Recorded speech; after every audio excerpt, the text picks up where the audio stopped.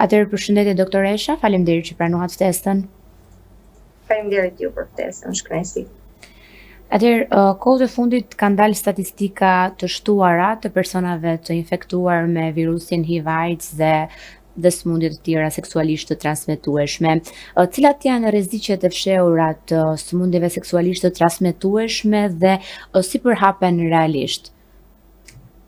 Atëherë, kur flasim për familjen e sëmundjeve seksualisht transmetueshme, duhet të kemi parasysh që aty përmbledhen disa këtilla, viralet dhe bakterialet dhe parazitaret gjithashtu.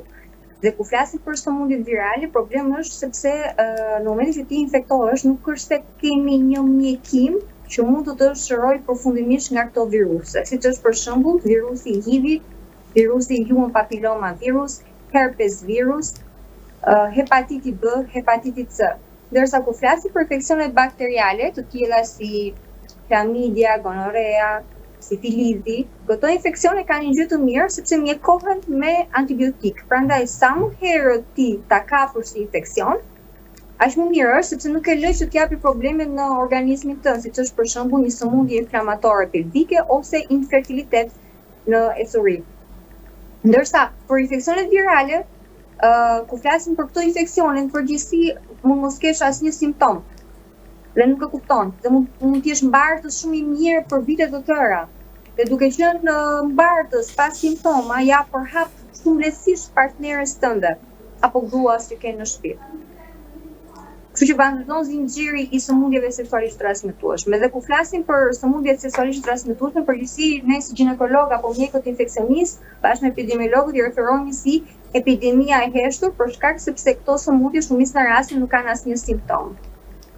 Dhe po ka një rritje trendi të këtyre sëmundjeve, jo vetëm të HIV-it, por edhe të sifilizit, në mbar botën, jo vetëm në Shqipëri. Po mirë, këto sëmundjet seksualisht të transmetueshme a ndikojnë në shtatzani dhe fertilitet? Po, ndikojnë në infertilitet, veçanërisht infeksionet seksualisht transmetueshme bakteriale. Gonorea dhe klamidia janë dy bakteri tipike që në momentin që nuk mjekohen mund t'japin inflamacion të tubave dhe i dëmtojnë të tuba dhe rrjedhimisht e predispozojnë gruan për infertilitet dhe për shtatzani jashtëmitre, që të dyja këto ne sot i kemi në rritje. Dhe pastaj sëmundjet të tjera virale, në momentin që nëna është shtatzën, ka riskun që t'ja kalojë nëpërmjet transmetimit vertikal bebit që ajo mbart në barkun e saj ose dhe gjatë procesit të lindjes. Abortet tek vajzat e reja, çfarë pasojash mund të lënë për shëndetin dhe a ka pasoja që të mos ngelen dot më shtatzan më vonë? Komplikacione ndodhin kur procedura e abortit nuk shkon siç duhet në përgjithësi dhe kur ky abort nuk është i pari, por është i disati, pra i përsëritur. Dhe në moment që bëhet i përsëritur, sidomos kur procedura bëhet me abrazje, pra ne përdorim të vegla tona, ka një risk që aty në kavitetin e mitrës të për shembull shoqërohet me sindromin Nash-Sherman ose adhezion e ngjitje të kavitetit dhe mund të shoqërohet me infertilitet në të ardhmen. Por kur nuk është abort i parë, kur është i katërti, i treti, ose kur gjërat nuk shkojnë mirë dhe komplikohen, ngi vendoset një infeksion ose kur abort nuk do siç duhet, pra mitra nuk e mbledh veten dhe ka risk për hemorragji, ka risk për infertilitet. Pra në momentin që komplikohet. Në rastet e tjera, kur procedura bëhet siç duhet lege artis dhe është thjesht një herë në jetën e një gruaje, në përgjithësi nuk është se kemi pasur probleme dhe nuk ka. Po pilulat e emergjencës që përdoren në këto raste, a janë të dëmshme sepse qarkullojnë informacione që kohët e fundit janë duke u hequr në shumë vende të botës si praktikë? Në fakt, këtë nuk e di, akoma sa ka një lajm i tillë që po hiqen, ajo që di është që në Shqipëri po mungon, sepse e kam ndjerë pacientë që pyesin, po mungon. As s'ka se ka të hequr ndoshta tregu shqiptar këtë medikament. Pilula e urgjencës është problem në aspektin kur ajo përdoret rutinë si një metodë mujore për të mos ngelur shtatzën. Pra sa herë që ti kryen marrëdhënie seksuale të pambrojtura nga frika, pastaj shkon te pilula e urgjencës. Dhe kur përdor shpesh, patjetër që ajo çon në një disbalancë hormonale dhe prishje të funksionit të vezores. dhe mund t'japi probleme të ciklit menstrual, çrregullime hemoragjie e ciklit, probleme hormonale.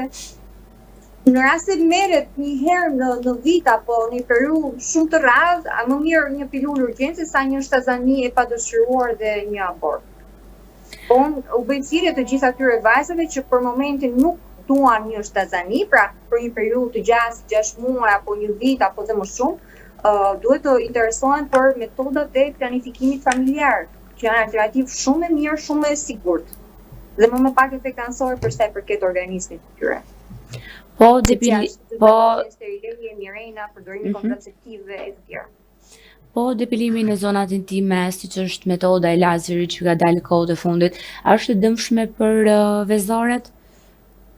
Jo, nuk është e dëmshme, nuk ka asnjë studim që të na bëjë një lidhje që lazeri kalon efektin e lëkurës në këtë rast. Jo, qëndron vetëm tek zhdukja e qimeve dhe kaq. Po perfumet, produktet aromantike intime, janë të sigurta për të përdorur?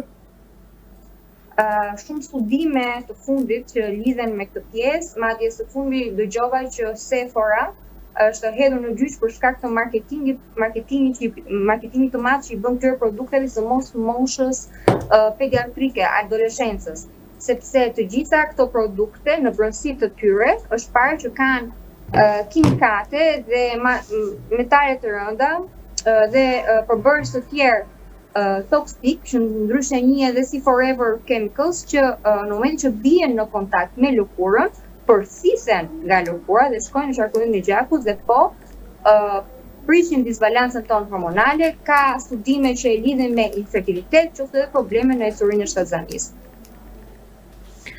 Po në lidhje me të mbathurat e ngushta dhe rrobat shumë të ngushta, siç janë stretchet apo të brendshmet sintetike, a mund të shkaktojnë probleme serioze? Për një paciente që është mjekuar një herë për infeksionet vaginale, qoftë mikotike ose vaginozis në dëmtim të prishjes së pH-it, besoj rutinë ka dëgjuar një këshillim nga ginekologu apo ginekologja e vet, që vishu me mbathje pambuku dhe sa më lirshëm, sa më të gjëra që aty të qarkulloj ari dhe ajo të mbahet sa më thatë zona intime. Ndërsa studimet e fundit prapë që lidhen me stilin ton modern të veshurit apo të stilit të jetesës, që këto stretchet prej poliestre në përbërje, siç janë shumë firma që prapë edhe sot kanë po përballen me akuza nga shoqatat, pra akuza gjyqësore në proces gjyqësor, për sa i përket sepse poliestra kur bie në kontakt me lëkurën, lëshon substanca kimike që sërish përthisen nga lëkura dhe dëmtojnë sistemin ton hormonal dhe po ka studime që i lidhen me infertilitetin. Këto studime janë bërë tek kafshët deri tani. Për tek njerëzit ngelet për tu parë. Por tek kafshët po ka pasur në momentin që ja vesh stretche të tilla, po ul infertilitetin. Sepse është fakt tashmë, nuk është po supozim, momentin që bie në kontakt me lëkurë, lëshon substanca kimike që interferon me bilancin ton hormonal. A mund të lidhen problemet dentare apo qendrat estetike me përhapjen e sëmundjeve seksualisht të transmetueshme? Pra, a janë një ndër rrugët që mund të merren këto sëmundje nëse nuk bëhet sterilizimi siç duhet i dentistëve apo në qendra të estetike, bërja e thonjve? Atëherë kjo është një përqindje shumë e vogël që ngelet, sepse rruga kryesore e transmetimit të sëmundjeve seksualisht transmetueshme është marrëdhënia seksuale. Të sëmundjeve virale ngelet përdorimi i shiringave tek përdoruesit e drogave intravenoze dhe pastaj te klinikat qoftë ginekologjike, qoftë dentare, qoftë estetike, patjetër që në momentin që nuk sterilizohen, mund të jetë një faktor përhapës, patjetër që po. Se disa vajza kanë. Varet nga sëmundja, varet sa çfarë procedure është, a ka kontakt me gjakun, sepse ndonjëherë janë procedura që aparat që shpojnë lëkurën dhe po lëkura gjakos.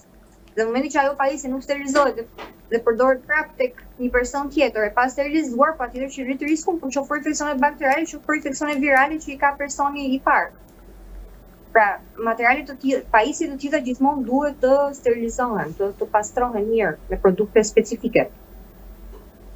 Pse disa vajza kanë cikël menstrual të parregullt apo perioda shumë të hershme? Perioda të hershme, nëse besoj i referohesh për Moshës. faktin e pubertetit, moshës. Puberteti më i Ne hershëm. po flasim për një zhvendosje të boshtit se kur na vjen cikli menstrual për herë të parë, pra ndryshe nga vite ose një dekadë më përpara, nëse ka qenë mesatarja 13-14, sot po vjen 12, por kemi jo vetëm marrjen e ciklit në mënyrë të hershme, por edhe pubertet të hershëm. Po të shikosh, gocat nga 10 vjeç janë më të gjata, më të bëshme, me zhvillim të gjinëve shumë herët në moshë. Pse? Janë patjetër që është predispozitet gjenetike, është ndotja e ajrit që akuzohet, është ambienti familjar ku rriten, është mungesa aktiviteti fizik, ushqimet, ultra processed food, ushqimet, duke filluar që te qumshi i gjirit apo qumshi i formulës, duke vazhduar më tej me ushqime në kavanos të gatshme. Për ditë lexojmë që janë tërhequr nga tregu ushqimet e fëmijëve, qoftë kavanosat hips së fundit po lexoja që janë supat e gatshme apo ushqimet e gatshme. Ëmbëlsirat, çdo gjë që merret e gatshme në market. Marketi në fakt nëse flasim nga ana mjekësore, është armiku jon kryesor. Sepse ne aty marrim vetëm sheqer të gatshëm, por pos vetëm sheqerit i merr edhe ndotës të tjerë, qoftë metale të rënda, qoftë kimikate të tjera që janë të përfshira në këtë paketim, në këtë formulim të asaj ëmbëlsire, Kinder apo kek apo biskot apo çokoladë. Pesticidet, edhe kur blejmë perimet që ne duam t'i gatuajmë vetë, prap një pjesë e atyre janë të ndotura me pesticide, që në momentin e pjekjes apo të bërjes të rritjes së këtyre perimeve. Pesticidet veprojnë si imitojnë estrogenin, kështu që sillen një pubertet të parakohshëm, sillen një cikël menstrual të parakohshëm. Mungesa aktiviteti fizik. Nëse ti ke një fëmijë që nga shkolla vjen në after school dhe pas after school rri aty në divan dhe ikut dita, dhe nuk ka aktivitet fizik, normalisht që të gjitha këto predispozojnë për një arritje të ciklit menstrual më herët se sa duhet të vinte. Ndërsa këto elementë që ne përmendëm, pra lënë gjurmë, duke filluar që nga fëmijëria, pra që kur ke qenë bebe me qumësh gjira apo qumësh formul, mënyra si ushqyer që kur je fëmijë, puberteti, patjetër që po shumë i rëndësishëm, sepse janë zhvillime shumë të vrullshme fizike dhe hormonale, dhe pastaj nuk do presim që ti të shkosh 25 vjeç të kesh cikël menstrual të rregullt. Normalisht do kesh cikël menstrual të rregullt, do kemi rritje të sindromës së vezores policistike, do kemi disbalancë hormonale, do kemi rezistencë insulinike.